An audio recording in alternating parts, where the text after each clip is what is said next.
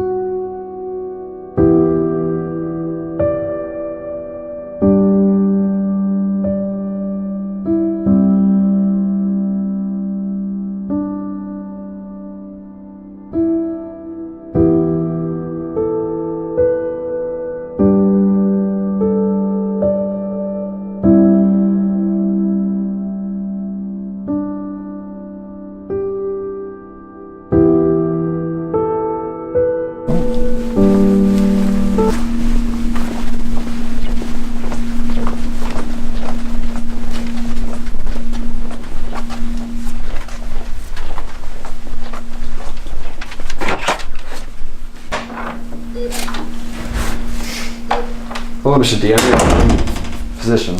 I'm sorry to say you've been in a terrible accident. You have major hemorrhaging throughout your body. The internal bleeding is very serious, and we have to operate as soon as possible to stop them and prevent you from bleeding out.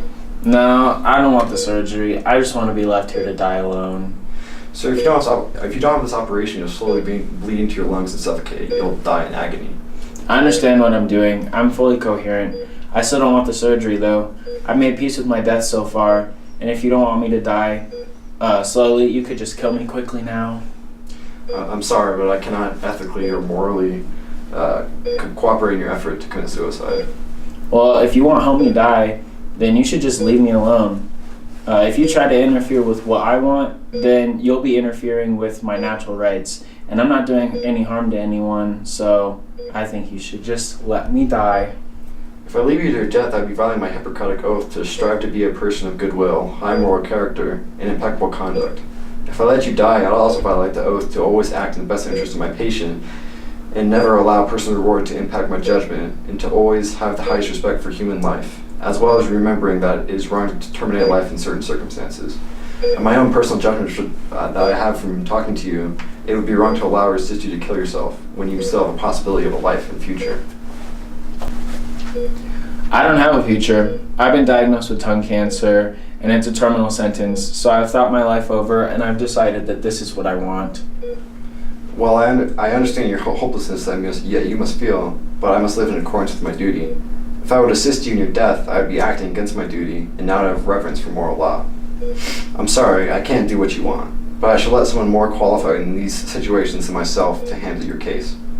I decided to call out a psychiatrist to go over this decision with you. We decided you are rational and coherent in your understandings of the situation, your wishes will be followed. Mr. D, your wife has also been notified of your crash since she was your emergency contact. I didn't even tell my wife about my cancer because I figured she didn't have to know.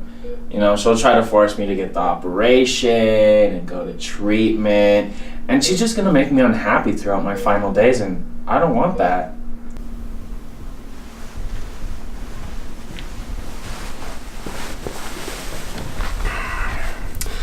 I just can't believe he would ask me to kill him like that. Even if he does have terminal cancer, it would still mean breaking my oath as a doctor to kill another human being, and I just can't do that. Sure, it would end his pain and misery, but he wouldn't be able to discover any moral knowledge in his final days, and it would deprive him of whatever happiness he can still have. Even if he does have cancer, he can still have happiness in his final days. I just can't do that to another person. I mean, I have a duty to the patient and my own moral code. You know, we are all moral legislators, and you know, I have to make my own decision on what I should do, but I just don't think I can do this. I don't know why the physician won't let me just die.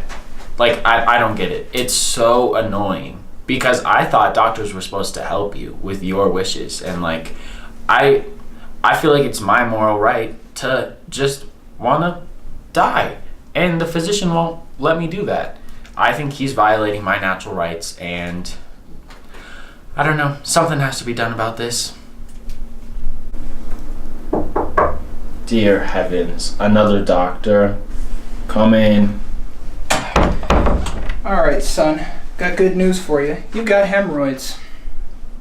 What? Oh, sorry. You have a hemorrhage. Oh, that's not good. Okay. Tell me about yourself, sir. Well, you see, I already talked to the physician and all, and I think it's best if you just leave me alone because, you know, I had a great life and all. I love my wife. I love my kids. Well, hold on. Tell me your name first. Mr. D. Can you spell that for me? M.R.D. That's strange. I think I had a girlfriend in high school with that name. Okay. All right, Mr. D. Let me ask you a few questions. Have you ever had a hairline fracture before? No. Do you currently have a hairline fracture? No. Would you like a hairline fracture? Will this get me closer to death? Do you have a receding hairline? No. What does this have to do with My it? wife is really into receding hairlines. We were walking down Hollywood Boulevard a couple weeks ago, and we saw The Rock, you know, Dwayne Johnson, famous wrestler. Uh-huh. Took a picture with him. Haven't seen my wife since. Okay. So, what I'm gathering... Who are you, by the way? I'm Dr. M. Okay, Dr. M. Well, you know, I guess you're having a hard life. I'm having a rough life. You know, I was diagnosed with cancer the other day. Tongue cancer. Terminal. I can't tell the wife about that. I just want to die. You want to die, you say? Yeah. Well, listen here, bud. I've been in the biz for 19 years. Okay. I'm going to retire soon. You're my last patient. So whatever it takes to get to that last paycheck, I'm in. If you have to die in the process and that's cool with you, that's cool with me. I mean, you could help me with that. I'd love it. All right, let me put this in with my secretary. So here's the plan. I'm going to put an order to let Mr. D die. He'll be happy, I'll get paid, I can retire, and we'll all be fine. Nothing can go wrong. I am so happy that Dr. M is my doctor because he can tell that I'm fully coherent and that I want to pursue death. And he has his moral virtues aligned, you know, unlike all these other people. And I mean, hopefully it all goes through. And maybe, you know, if we're lucky, Mrs. D won't find out. Oh, God. Hey, honey, are you okay? What are you doing to him? Easy, sir. Calm down. It's ma'am! Oh, sorry, ma'am. This is my wife I was telling you about. Oh, I see. I'll go leave you to be. Thank you. Honey, I'm fine. It's not a big You deal. don't look fine. Well, it'll be fine. So, Dr. M, I saw you put in an order for cyanide tablets to go to Mr. D's room. What would be the reason for that? So I spoke to Mr. D recently, and he told me that it's his time to go. He has tongue cancer and he's ready to die, and I'm willing to honor that decision. Well, that is completely unethical. We can't kill patients even when they're terminal. Listen, physician, I'm out in a few weeks. I'm gonna retire. Mr. D is my last patient, and if he wants to die, and that'll give me my paycheck quick, I'm willing to do that. But we both took the Hippocratic Oath The hippo what? the Hippocratic Oath, you know, the oath we took when we all made doctors to never do harm to a patient. Listen, physician, I've worked at this hospital for 19 years, and I have not seen a single hippopotamus. I completely disagree with what you're saying. You're using Mr. D as a means to your end just to collect your paycheck. I can get your medical license revoked by reporting you. What kind of doctor kills their patient for their own personal gain? Listen, if I get my medical license taken away, it won't matter, because I retire in a week or two. Plus, Mr. D is very competent and can make his own decisions. I can't believe you. You have no morals. Do you know where my heart is? How do I use this thing? We're going. Is it good? Oh, sorry. Little known fact about physicians. They don't know anything.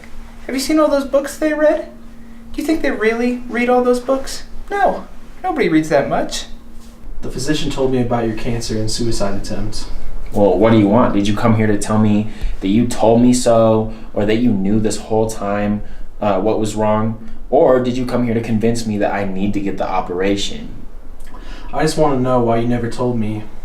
Did I do something wrong to stop you from telling me about your terminal illness? Well, no, you didn't do anything wrong. I just didn't want to tell you because I value my independence. And I knew that if I did tell you, you would just want me to go and stay at home all the time or go get treatment. And I didn't want to be dependent on you for the final days. It wouldn't have made a difference if I did tell you. It was better for both of us that you didn't know. By not telling me and thinking I would be better because of it, you were doing harm to not just me, but everyone who cares about you. You thought you were doing the most good for everyone when you were actually just thinking about what would be best for yourself. You said it was your natural right to keep your privacy and that taking it away is a violation, but you were doing positive harm to me and the kids by not telling me of your cancer. Yeah, but it still doesn't matter. It wouldn't have changed anything then and it won't change anything now. I'm going to die and there's nothing that can stop that.